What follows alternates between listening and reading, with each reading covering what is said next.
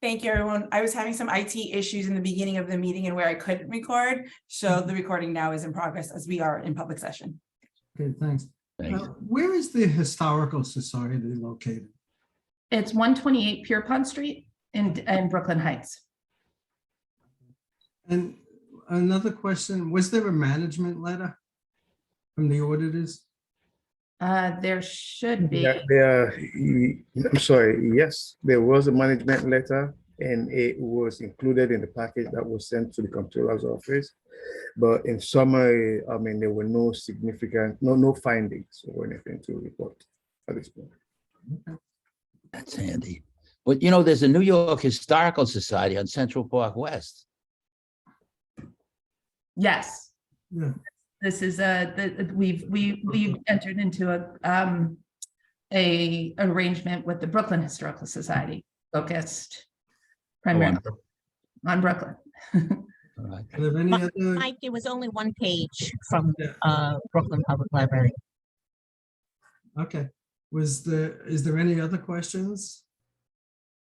Okay, Karen, I'd like to thank you. It was a very informative session, and you. I and got a your question. auditors- I'm sorry? I have a question. Oh, Alright. really? Oh, Yeah, I was just curious. With the many different constructions, especially the historical society, how do you allocate your services during that time for that area? Yeah, so that is an excellent question. There's no one size fits all strategy for that. For instance, with the Brooklyn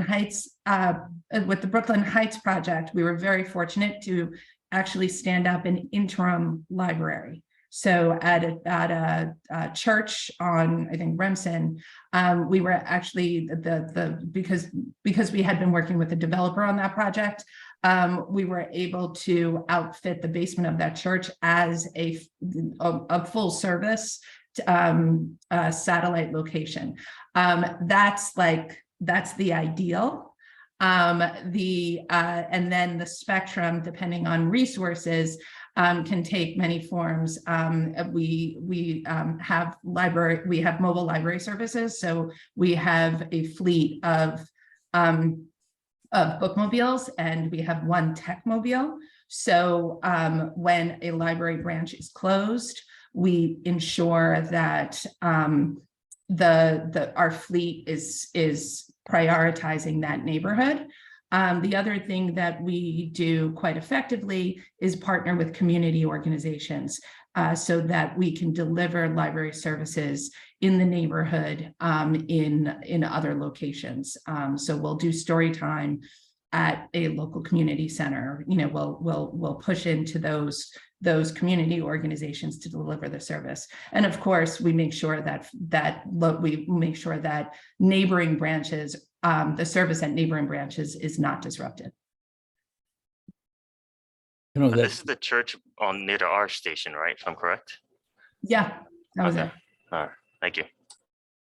you trigger something because I'm on the board of something that takes care of these dreadfully handicapped children. And I wonder, we're primarily Manhattan and the Bronx, but I wonder if we get that for our kids. I'm going to look into it. Great. okay. Once again, thanks, Karen, and all the people that accompanied you here this morning. It was very informative. Thank you so much.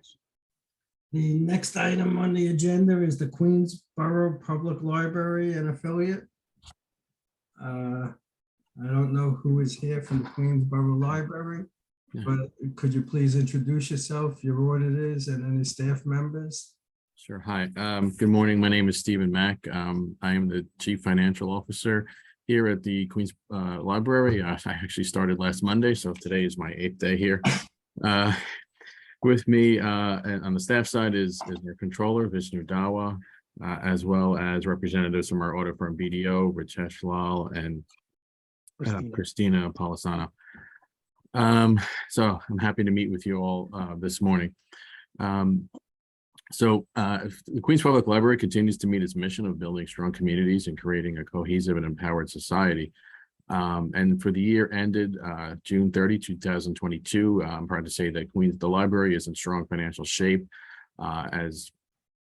we were issued an unmodified opinion or a clean opinion by our auditors.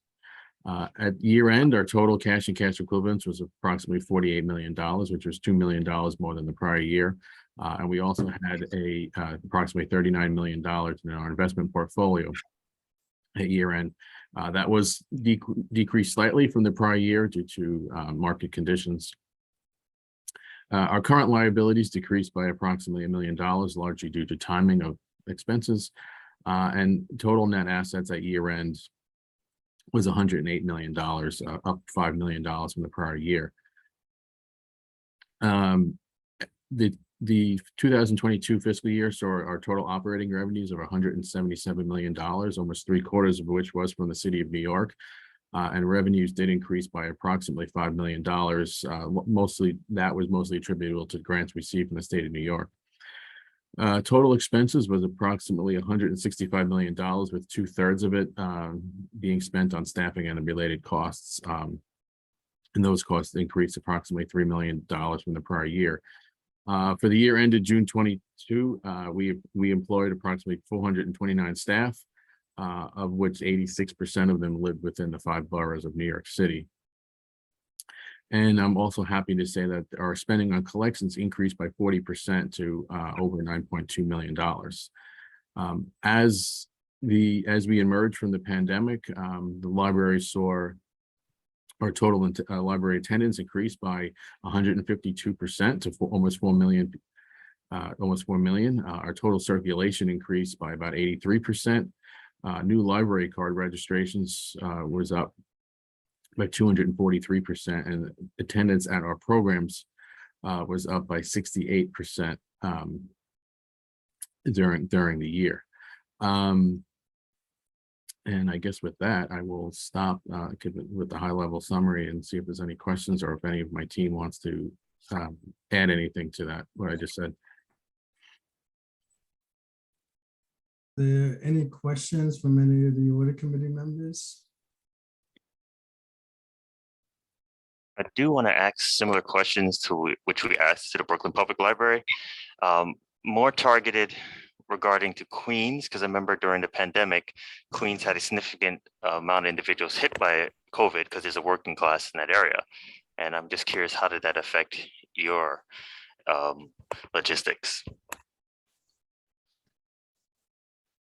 I don't know that I can answer that. I wasn't here at the time. I don't know if Vish, you were able to provide any information on that, how the library handled it throughout the last year.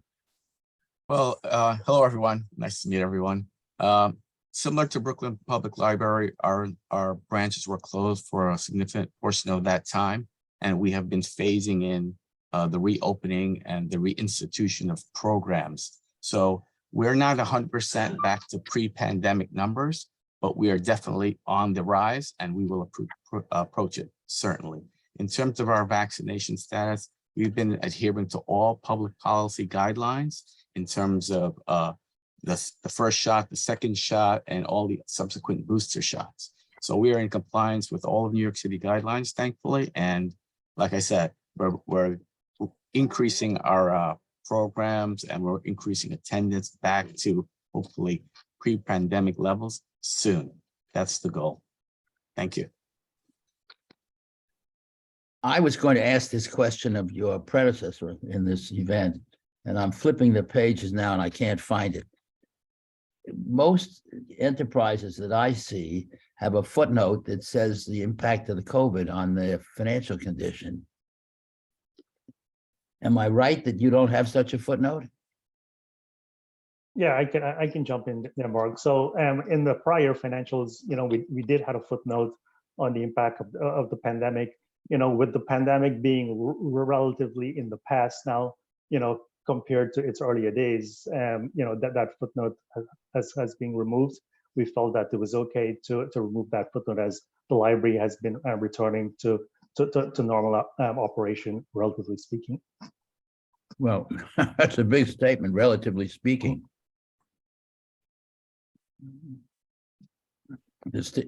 the virus is still around. It's still around. I agree, but not as severe as it was. Okay, well, if I were writing a prospectus, I'd put it in the footnote. But you don't want to. Your decision. Looking at these financials, I would say the Queens Public Library has come a long way from approximately, I forgot what it was, 6 or 7 years ago, where there were lots of issues, basically from senior management affecting the library. So I applaud your efforts to getting to this point. Thank you.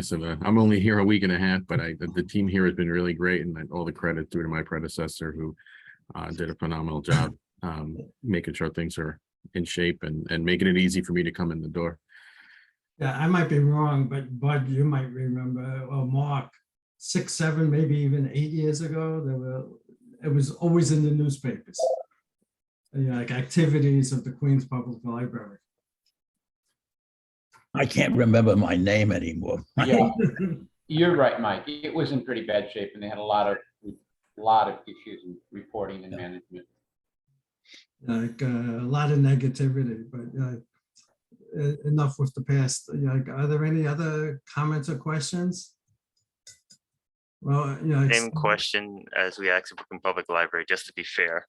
What did you do if you had any sites that were closed to accommodate services? Just same thing. Well, similar to Brooklyn Public Library, we would try to rent out a nearby swing space to accommodate any ongoing construction. And if that was unavailable, we did the same thing as well in terms of a mobile library program that would stay in the neighborhood and be advertised and utilized as much as possible. But the first option, if available, was the swing space, which is a nearby location that we would then outfit as much as we could to a typical library. Thank you.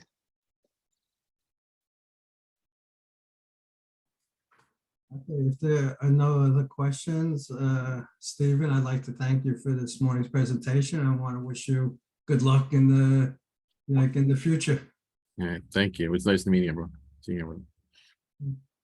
The next item up on the agenda is the Public Realm Improvement Fund Governing Group, Inc.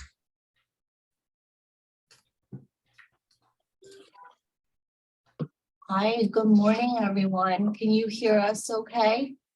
Yes. Okay, great. Hi, I'm EDC's controller, Amy Chan, and today we'll be presenting highlights from the fund's June 30, 22 financial statements. Just to recap for you all, the fund was created in 2017 to implement public realm improvement projects in East Midtown, utilizing the contributions received from projects within that East Midtown subdistrict that use development rights transferred from landmarks or rebuild non-complying floor area pursuant to the zoning regs. The fund's financial statements did receive an unmodified opinion, and there were no internal control significant deficiencies or material weaknesses identified as a result of the audit. With us today is the team from the Department of City Planning, Bob Tuttle and Ezra Moser, which handles the fund's operations. Members of EDC were seated in this conference room: Fred Descoli, Spencer Hobson, myself, and Leslie Escobar. We handle the fund's accounting and treasury functions, and Alex Zhang from UHY, the fund's auditors. So with that, I'm just going to turn it over to Leslie to present the financial statements. Hi, everyone. Good morning. So we'll start with the balance sheet on page 4, which is on PDF page 6. First, total assets made up of cash and investments increased by approximately 4.4 million, primarily because of a contribution received during fiscal year 22, amounting to 4.77 million. The contribution was a result of a transfer of development rights from St. Bartholomew's Church to 415 Madison Avenue under zoning resolution 81-642. and the retention of non-compliant floor area at 415 Madison Avenue pursuant to zoning resolution 81-643. First, total liabilities increased by approximately 11,000 due to additional operating expenses incurred and the timing of payments made to EDC for reimbursement of costs paid on the fund's behalf. Now, if we move over to the income statement on page 5 or PDF page 7, operating revenues were 4.77 million due to the contributions related to 415 Madison. Operating expenses remained flat as compared to the prior year and were made up primarily of audit fees and bank fees.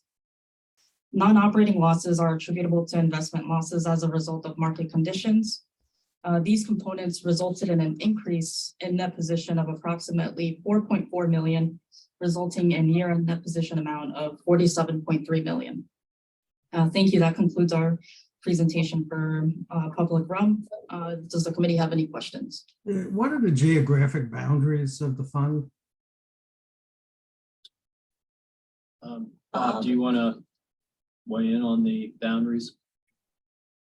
Yeah, I can jump in. It's approximately 57th Street to 39th Street. It's a bit of an irregular shape, and then avenue-wise, it's just beyond 3rd Avenue over to just before 5th Avenue.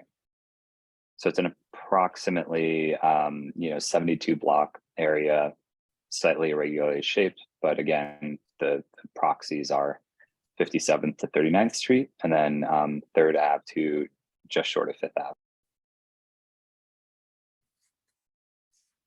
Thank you. Listen, I have a couple of tiny little things, if I can, Mike. First of all, folks, the name of the city of New York is the capital V, and you have it lowercase, so you might as well fix that up. But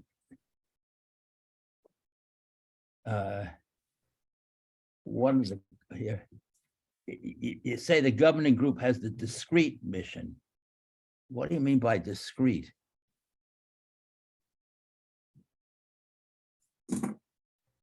And I think you're missing the singulars and the plurals there, but I don't understand what discrete means in connection with mission.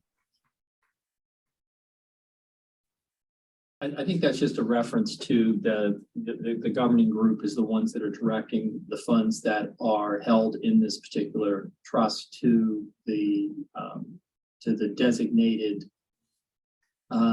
projects that are coming out of the the larger group as the projects move forward to construction. Well, it's hard to figure that out from this. And then let's see. Now, what you do with the money you have, how does that cash get invested? Okay. And who decides? The investments are very conservative because the amounts of money cannot be, the principal can't be risked, which is quite frankly, a good thing to have done in retrospect in this past couple of years. And the money also going to be, something that could be demanded should the projects move forward, at a pace. And so would say it's a very conservative investment portfolio that parallels the EDCs more or less. Yeah, and mainly, I guess, investments are in U.S. Treasuries with some in commercial paper, like cash equivalents, just keeping, like as Fred mentioned, the liquidity for these funds if needed. Well, what threw me off is it said at year end, the governing, what is the governing groups, by the way? What do you mean by that? The governing group is the group that has been designated, and Bob, this may go back to the inception of the fund itself and the projects, and who makes up sort of the governing group, which is for all intents and purposes sort of the board. That's what I was wondering about. Mhm. It sounded like there was something other than a board involved here. No, it's a board. It just happens to be in the zoning resolution. It's called a governing group, but for all intents and purposes, it's a board. Well, it's a little odd then. And then year-end governing group's what's cash equivalent bank balance? So cash equivalents are anything purchased that matures within 90 days. And also cash. So there's I can cash. understand that, but I couldn't understand why you referred to it as an equivalent to a bank balance. It's an Oh, odd. those are just the amounts held in the bank, which could be different from the general ledger balance or book balance. I'm not familiar with that kind of thing.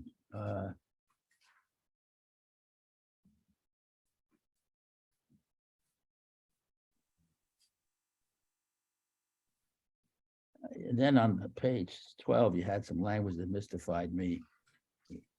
With the exception of S&P, that's Standard and Poor's, which does not rate such funds investment. Then you have a capital I in commercial paper where highest terms. I don't know, it didn't make sense. Not gonna bother.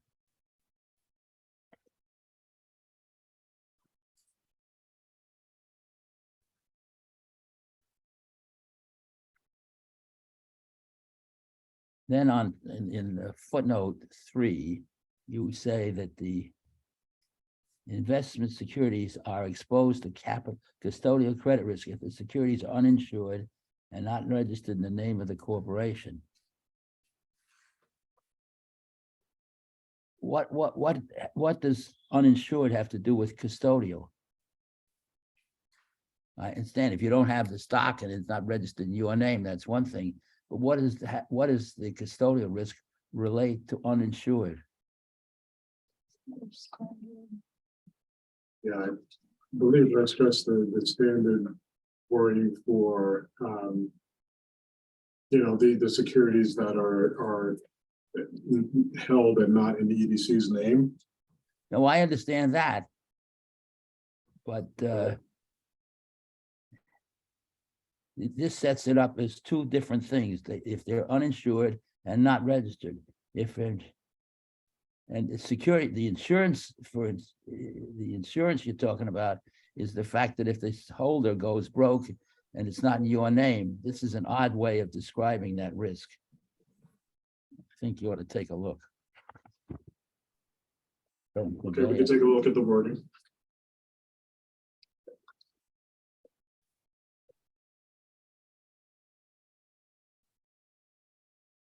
I haven't anything else, Mike.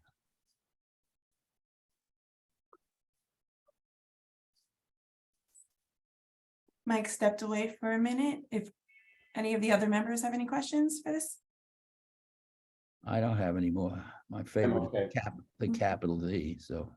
Okay, we can move on to E EDC. Yeah, sorry about that.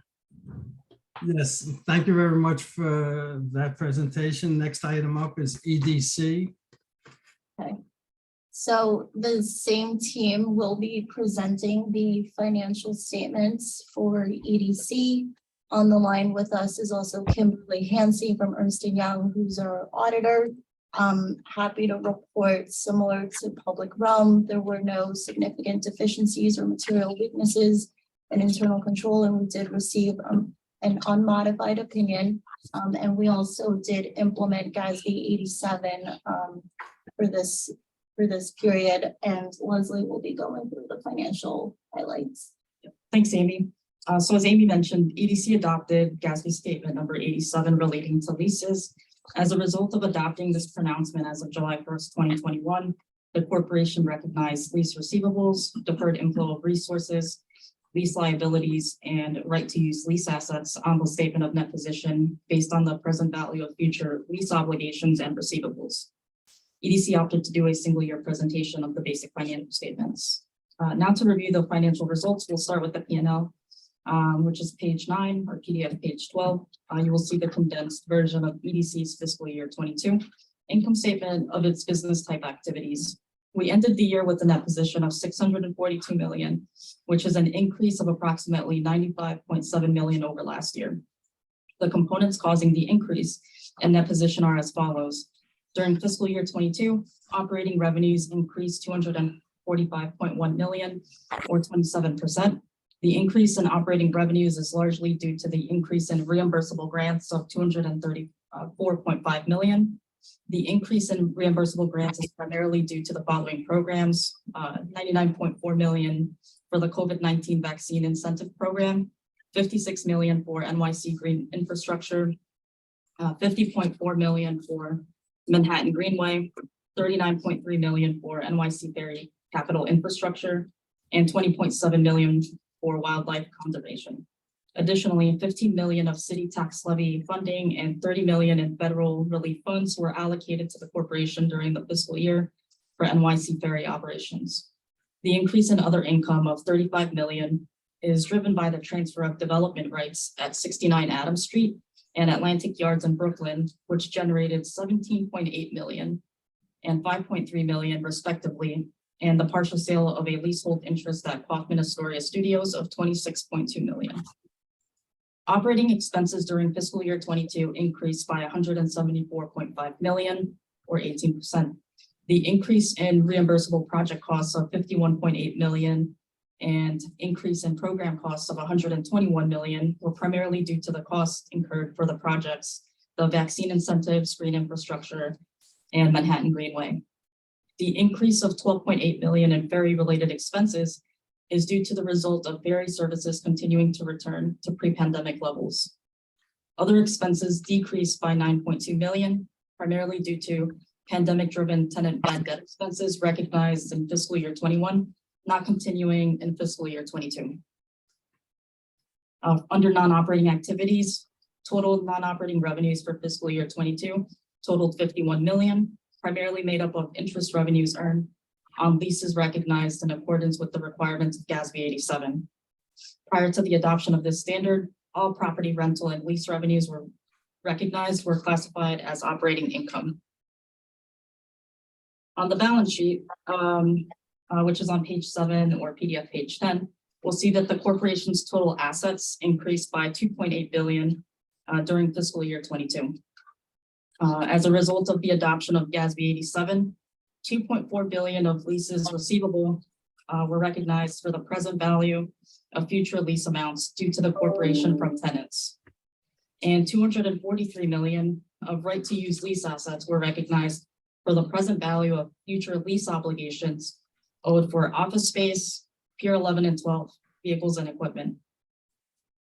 Cash and cash equivalents and investments increased by 72.7 million, mainly due to income generated from the partial sale of the leasehold interest at Kaufman Astoria Studios, amounting to 26.3 million, and the transfer of development rights at the Brooklyn properties of 69 Adams Street and Atlantic Yards totaling 22.5 million.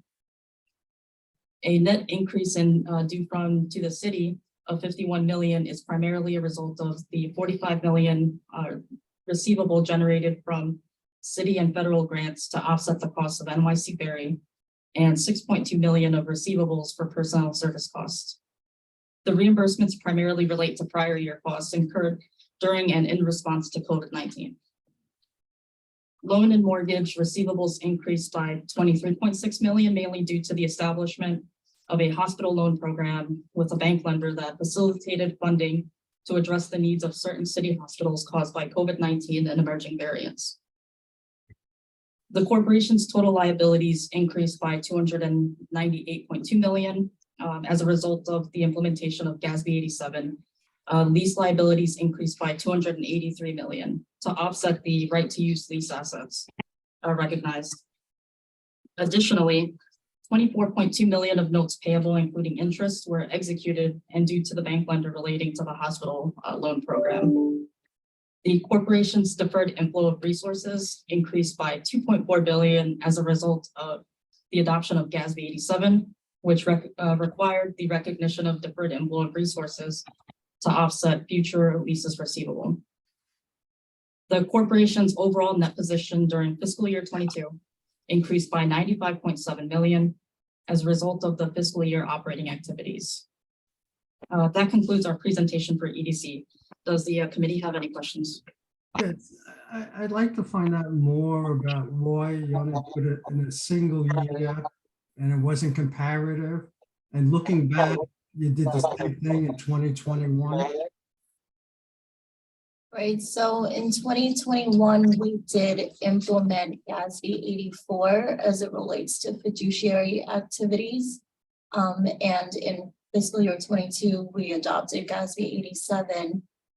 So as a result of the implementation of these two standards, EDC did elect to do a single year presentation as not to have to restate, prior year, because in the MD&A, if we do 2 years worth of financials, we would have to do 3 years comparative in the MD&A, and it was just a lot of work.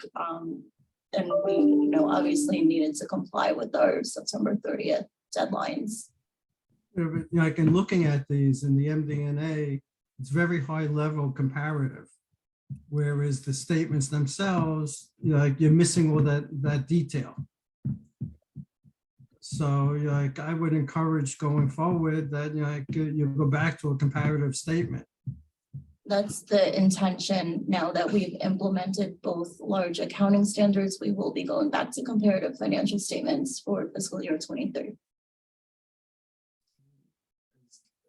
Does any other member have any comments? I do, or Mike. questions? First of all, I hope you get the name of the city correct. It's a capital D of the city.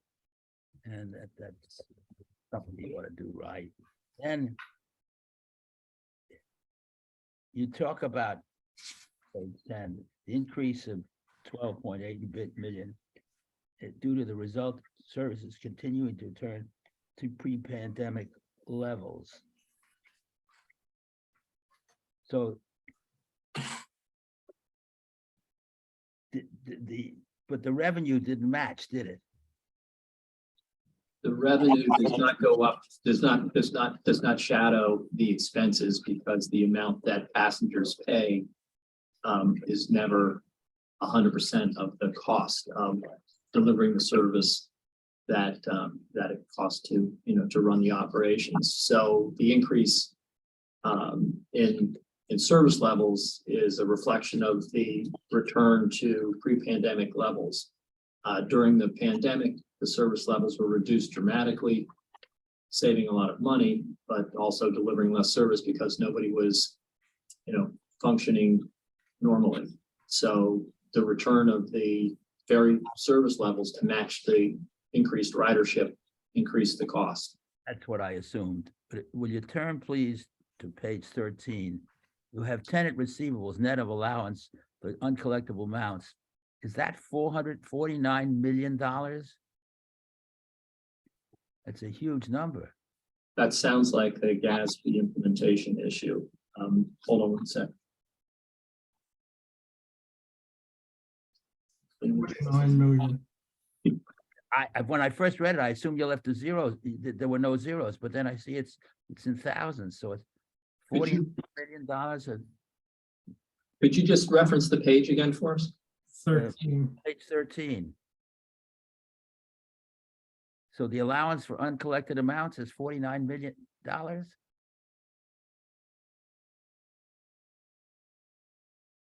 That's a monster. Or is it the fact you don't mean to have the 49,000 because in the thousands doesn't refer to it? Yeah. Yeah.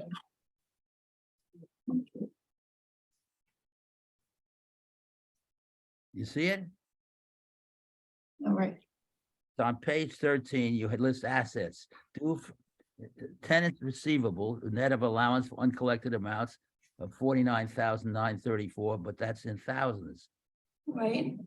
So No, that's correct. It is 49 million. We do have several large uncollectibles from various tenants. There is one tenant, in fact, that has, we bill them $1.3 million per year and they have not been paying. Yeah, I mean, in this particular instance, as an example, there's a tenant who is non-performing, but as part of the eventual workout of what, that transaction will be, that receivable is part of the negotiations, and potentially something that could be, if somebody were able to step into their shoes, be something that, that could be, could be paid back. So we do not, we do not stop billing and showing it as a receivable because it is still due. And while we're negotiating a change potentially in ownership or replacement of that tenant, that amount is something that's part of that negotiation. No, it's really kind of an astonishing number. It is. We can get you a breakdown of the number. I don't think I want to That break down. particular tenant has about $15 million of uncollectible. Right, that's as of single right- tenant. That's single tenant. Well, but still, it's $49 million worth in the revenue base. I've forgotten how I didn't do the arithmetic, but it's a big percentage of your revenue. It is. But the allowance can include the prior items established in the prior year as well. Right, so it's not just the current year's. Right. Okay. What is the annual rental income that would be received from this tenant? Just the base rent is 1.3 million. And then A month or a year. a year, and then we also have a tolling arrangement that we're billing them 250,000, I think, every quarter. So in excess of 2 million per year, and it's been several years. But we are, again, as Fred mentioned, currently under workout with the tenant in hopes that they will pay. That's a single tenant, though. There's a Right. number of tenants that have different situations. This is a collective amount that's in the allowance account for a period of years. I understand, but it's hard to run a business that way. Okay, now, your turnover, you say there's an OPEB trust that you're fiduciary. That's correct. So you have something that's not part of the city OPEB?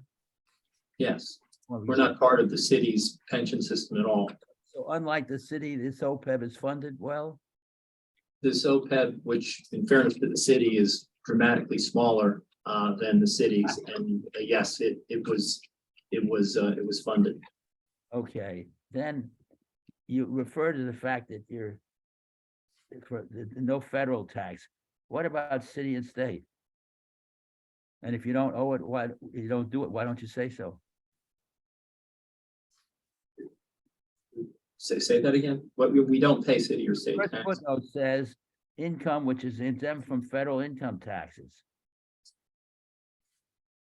But you don't say that, in fact, which I'm sure is the case, you don't have city and state taxes. Okay. What footnote are you referring to, Mr. Captain? Where's the number one, second paragraph?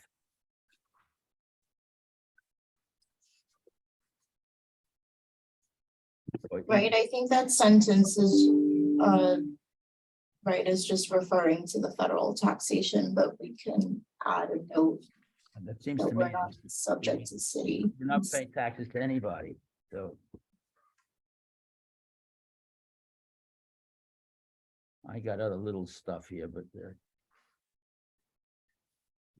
if I was there, I'd hand you the copy. I don't want to take time going through the minutes, the commas and things.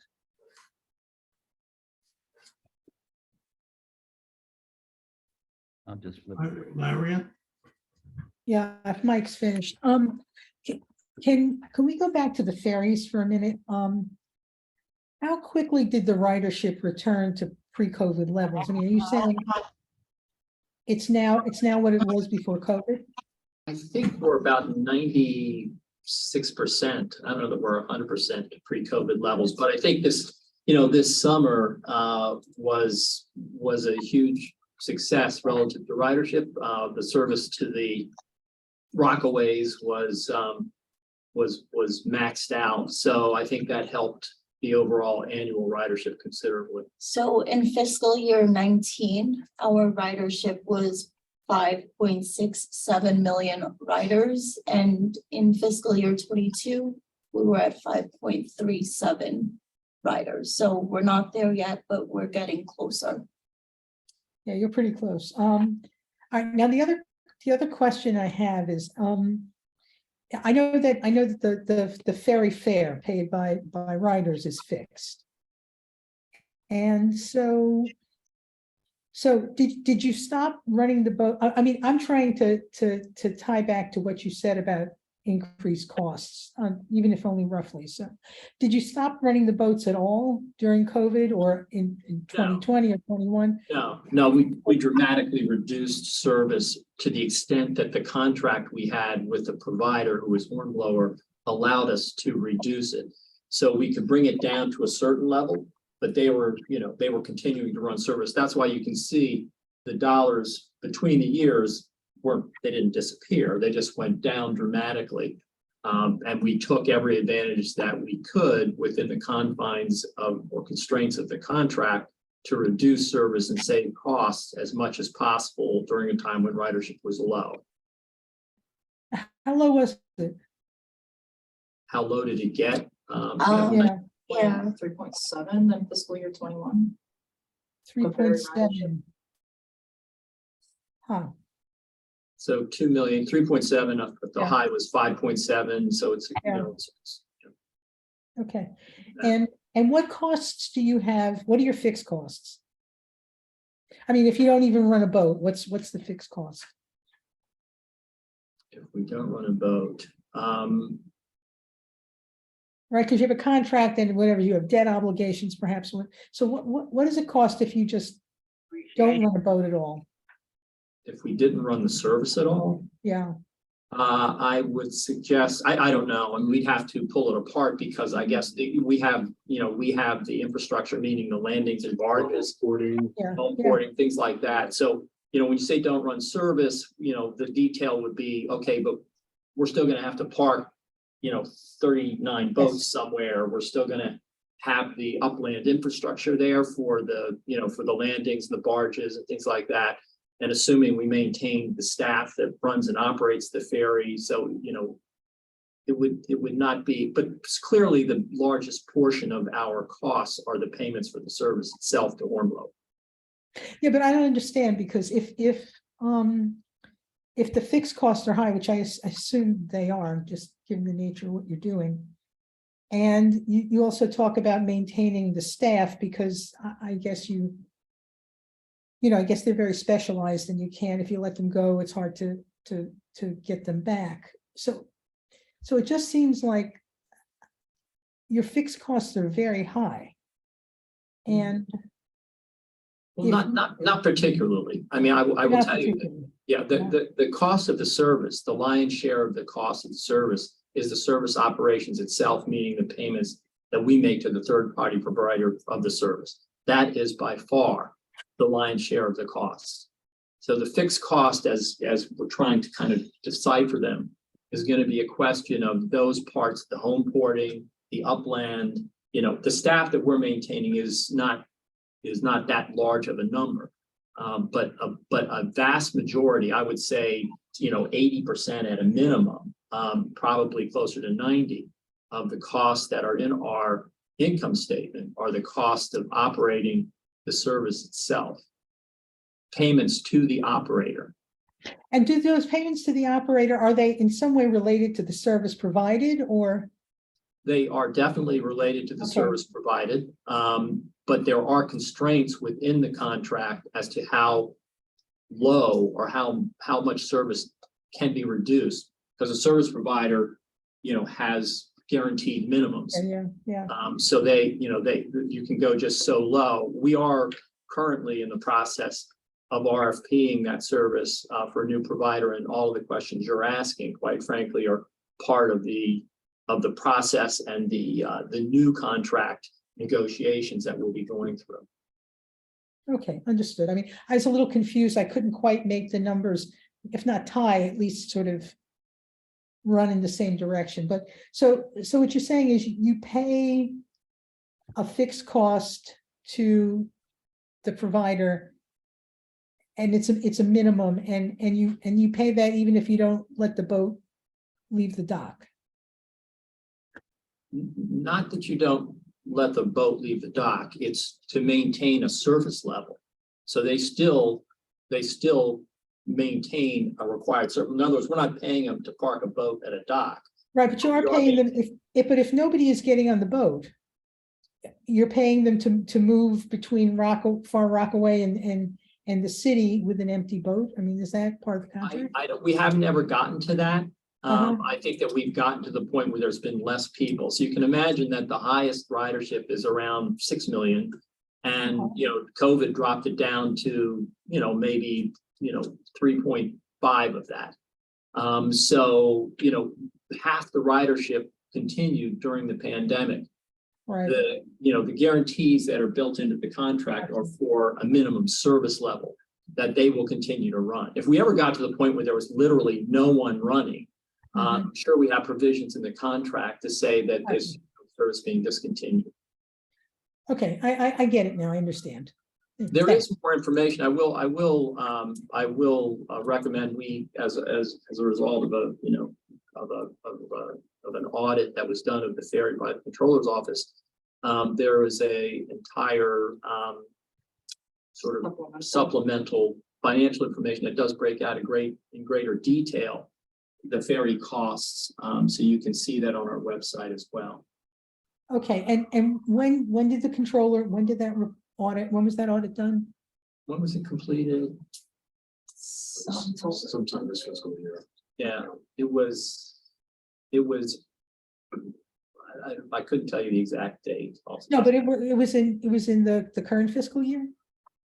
Yeah, it spanned 2 years and the completion of it was during this fiscal year. Okay. All right. Okay, thanks. That was very helpful. Are there any other questions from any of the members of the committee? 2 quick questions. Actually, I do have a question relating to Mark. I just want to know what page was Mark referring to with the 49 million? That's on the financial statements themselves. I think it was. So it's page 13, the balance sheet. Page 13, balance sheet. Statement of net position. Thank you. I do have one brief question, but if it's not, I think I could always follow up on it regarding to your statement above GASB statement number 96. I think it was on page 22, ETC financial statement. It's just generally if you could describe why you feel that it's not going to make a difference. I'm looking through GASB's statement 96 description. It talks about data conversion is not going to be calculated. It's going to be calculated in for its operational costs, and just generally with the stages and laws protecting data. I'm just curious if we're going to know when you're underutilizing subscription software or when you're overutilizing subscription software, and then the subsequent related potential lawsuits to mishandling data. And this could be either on the financial Graham-Bealey Act or any other many acts that are coming down or cybersecurity breaches. You don't have to answer this question today, but I will definitely follow up on it. Thank you very much. I think our reference that it's not anticipated to have a significant impact is, Kim, correct me if I'm wrong, this is basically GASB 87, but as it relates to subscriptions, any obligations that we have for subscriptions to software and technology. And we're basically saying that from a materiality standpoint, we don't have a ton of these subscriptions. We have some as part of our operations, but it's not going to have a material impact to our financial statements as a whole. And that's the point of that sentence there. Is that fair, Kim? Is there something else? No, that's fair. All right, this is me again. If you turn to page 28, you talk about the useful life of furniture is 3 to 5 years. That's relatively short for furniture. Am I right? I think that's driven by pronouncements, right? We don't. Pronouncements? Okay, if it is, it is. Then the useful life, I don't know whether, obviously the chair I'm sitting in is going to last, I hope, a lot longer than that. Furniture in my house has lasted for the last 25 years. Still using it. Okay, then let's go on to the tax status. Don't we want to talk about the fact that we don't pay New York City and New York State taxes? Right, we can add a note for next year's financials as it relates to city and state taxation. Okay, that little one, and then bear with me, I have a couple more that I didn't understand. You talk about the 31, the term of the maritime contract, 1 year commencing, may be extended by the city. What page? 31. You don't mean it can only be extended for 1 year. For up to 1 year. That in effect says that you have 1 year's extension and that's it. And that can't be right. The maritime contract is a 1-year contract. Just review. Oh, it's the extensions they typically are not. They're typically renewed for maybe 6 months. I mean, amended for 6 months, extended for 6 months. But it can go up to a year as our understanding. So, oh, I'm sorry, it's the So maritime. at the end of a year, that contract would disappear unless you decided to extend it? Yeah, we are under, EDC operates under contract with the city. We have what's called a master contract and a maritime contract. Each one of those contracts does expire at the end of a given fiscal year. What we do at the end of the fiscal year, because the process of getting a new contract through the city process and registered with the controller has taken on average 6 months, and that's on a good year. So therefore, to make up for the span of time, which is the first 6 months of any given fiscal year, we do a contract extension for a 6-month period going through December of, the end of December every year to give us the time to register the current year's fiscal's contract. So it is a very arduous process that we go through, and the drag on that has required us to have this extension, and we have had, fortunately, we've eked our way through if we ever had to go beyond December, but we'd like to have the contract in place, the new contract in place by then. But to answer your question, yes, I mean, legally, without a contract with the city, our relationship with the city would cease to function. Only city government. Yeah. Okay, I'm gonna go on to a couple more things.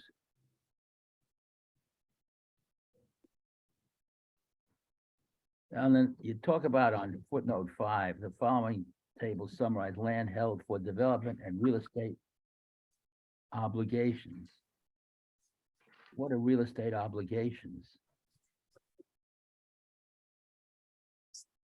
I think it's making reference to some properties that are held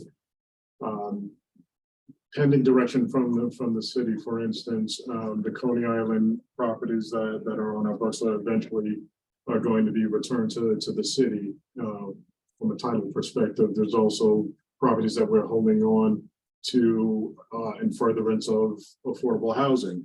So these are sort of obligations that EDC is holding on its balance sheet that at some point will go back to the city. Hard for a reader who isn't initiated to figure that out, so.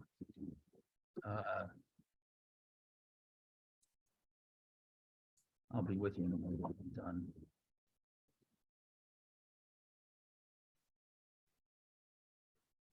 Oh, get to the deposits. And you had cash, bank balance was 140 million, 340 million, of which only 12.8 was insured.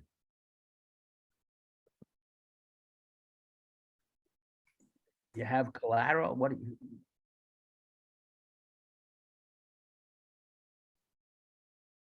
So that the cash and cash equivalents only 12.8 is federally insured. The remaining balance,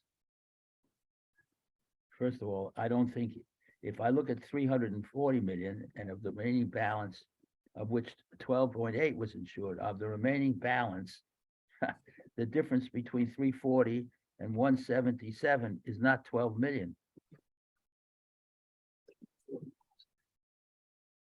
Right, I believe some of those are also government securities that are purchased within that 90-day maturity date. The numbers don't balance the way you've got them set foot in the footnote. You say you have 340 million cash equivalents.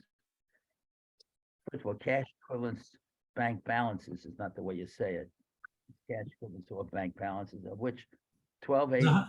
$140 million that is basically uninsured.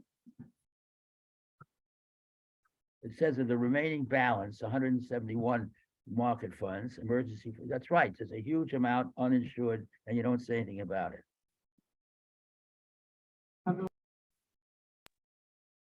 And I presume something's happened to them. Either you got them insured or you got somebody collateralizing them or they're in your name. No, I think so. This is something that we've discussed with the committee. So we are taking the lead of our general counsel, who is basically saying that EDC is not a entity that can have collateralized bank account balances. And so in the alternative, what we are doing is buying government securities directly. Well, that's not what you say here. Right, they just, so the only thing that ultimately is, you know, is quote unquote insured is the FDIC portion, which we know has got a relatively low threshold, right? 250, 500, whatever it is. So because our accounts are well beyond those balances, there's only a small portion that are FDIC insured. And so the remainder of, we don't have insurance. A lot of municipal governments, because of the banks themselves, particularly in New York, will sort of guarantee or backstop, you know, those other deposits. But because of our particular structure, the general counsel, our general counsel that Spencer is referencing, has advised that they don't feel that we would be covered by that guarantee or insurance. Therefore, we, Spencer in particular, has, you know, invested in things that are federal instruments, which was about as good as it gets. So that's the intention. The way I do, that is, there's a huge gap. There is a big gap between what is insured and what is not insured. I know, but It's- you buy federal. Yeah, but I guess going forward, the best thing is look at this footnote and think of a way to reword it, to say what you say it. Okay. Okay. We'll do that. Guarantee, thank you, Mark. And then.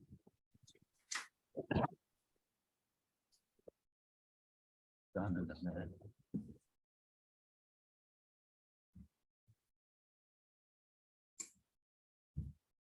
Oh.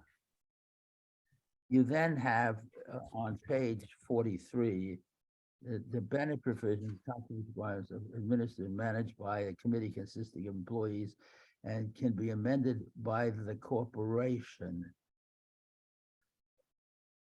at the discretion of just be amended. That's discretionary. It can be amended to do all sorts of things. Yes. So you could change benefits substantially. Well, the OPEB trust is set up as a trust. It wasn't part of our financials until, I don't know, the latest GASB 87, I forget which GASB it was that required us to record. The committee that manages the investment managers of that OPEB trust is appointed and exclusively, the employees of EDC.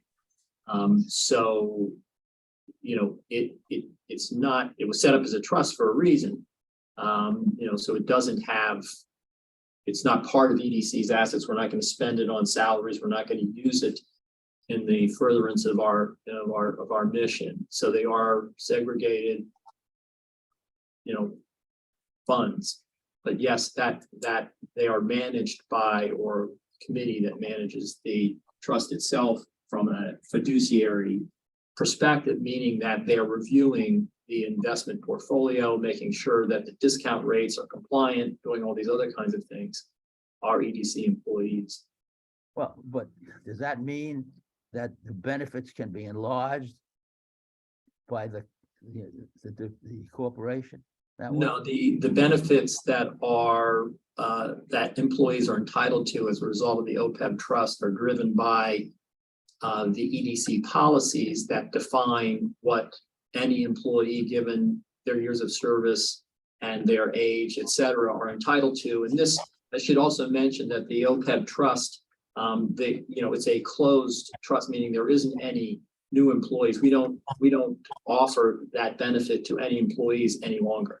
The reason that we have a funded trust is because it's a finite amount of people and a finite amount of outflow that would ever be used. So because of that, and again, in fairness to the city, as a very open system, is still collecting future liabilities. This was a closed system with no additional employees entitled to benefits. Well, the way this reads, the benefit provisions and contribution requirements administered and managed by and can be amended by the corporation. Right, meaning as an example, the corporation has the ability to decide if the copay is $100 to go up to $200.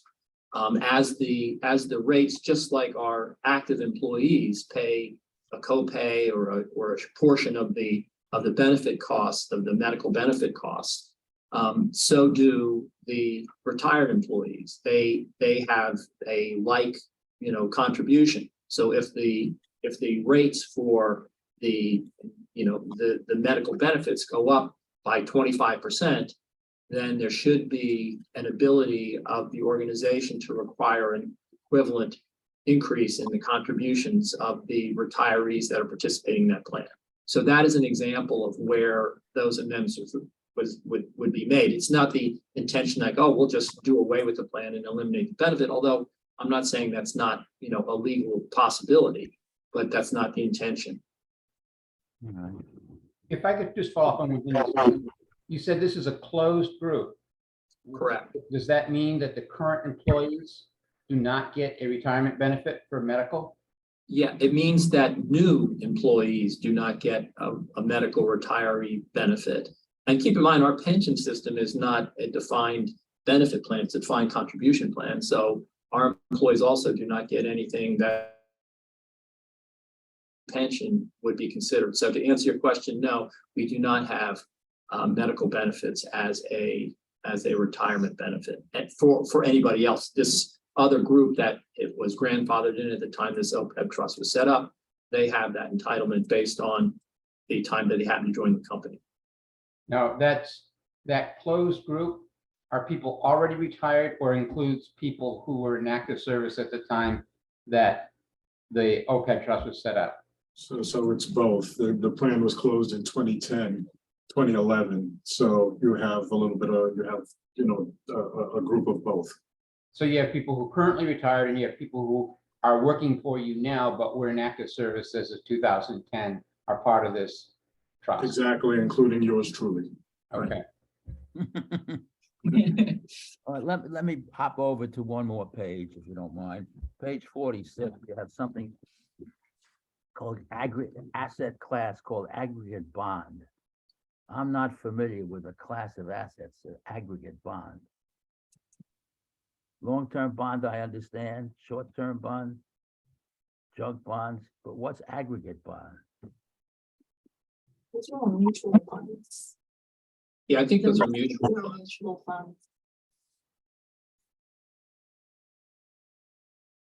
So sometimes, we're investing in bonds and we're investing in bond funds. And I think when we do bond funds, it's an aggregate of bonds, not just, discrete bonds.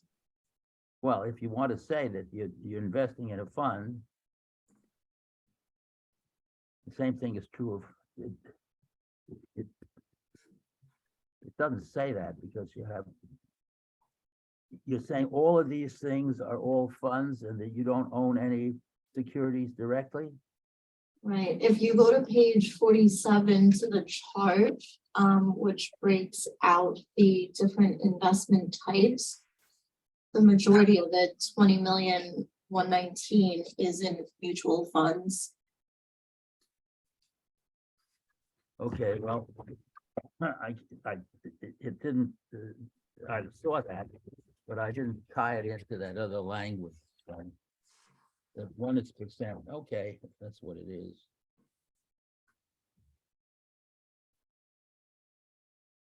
All right. Then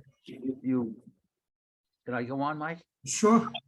On page 45, you purchase you say that you're investing in mutual funds that limit risk by diversifying holdings and purchasing, I guess you mean securities of lower risk, purchase companies. You don't actually buy the companies, but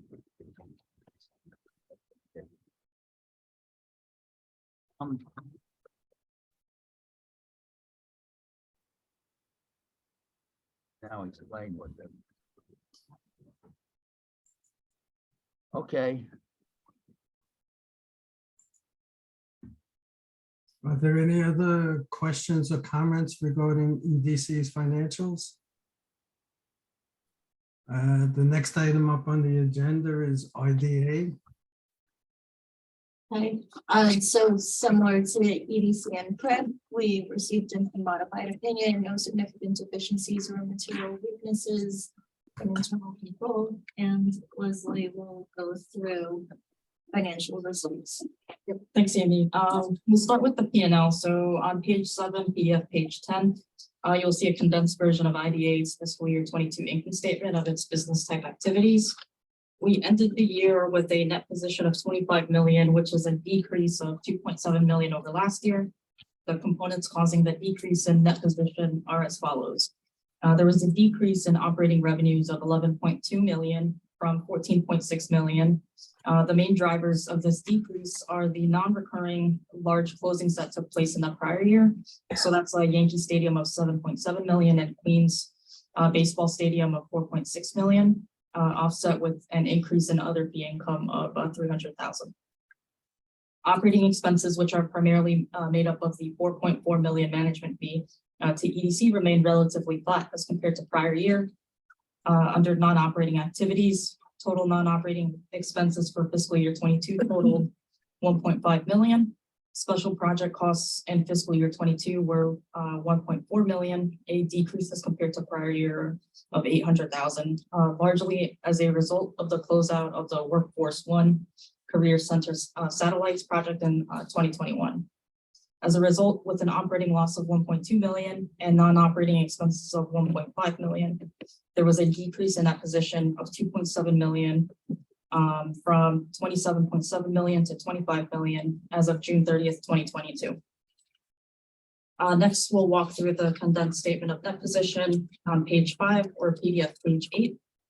The agency's total assets decreased by 2.2 million due to a decrease in overall cash collected from financing transactions during fiscal year 22 as compared to fiscal year 21. Of the agency's total assets, non-current assets decreased by 5.1 million due to 10.5 million of previously long-term investments becoming current, and net of new purchases of long-term securities of 5.4 million. Total current liabilities increased by 500,000, primarily due to cash collected of approximately 300,000 related to a future closing for 174 Power Global East River. That concludes our presentation for IDA. Does the committee have any questions? Committee member have any comments or questions regarding IDA? Give me a second, Mike. I'm flipping pages. No, other than the capital Z for the city. So.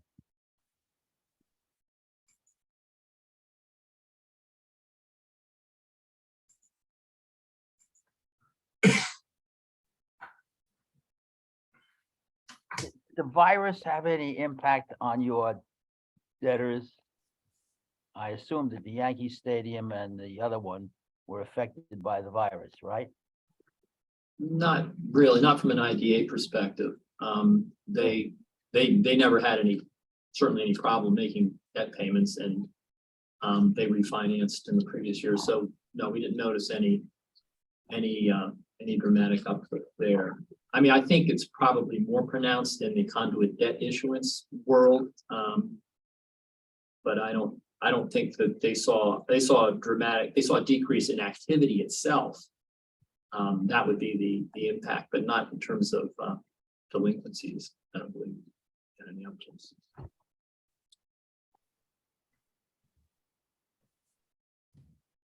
All right, thank you very much for coming this morning. It was very interesting presentations for the three entities. With that, it basically concludes the agenda for today. The one thing I wanted to do is just really talk. We're still scheduled to meet. I have it as January 25th.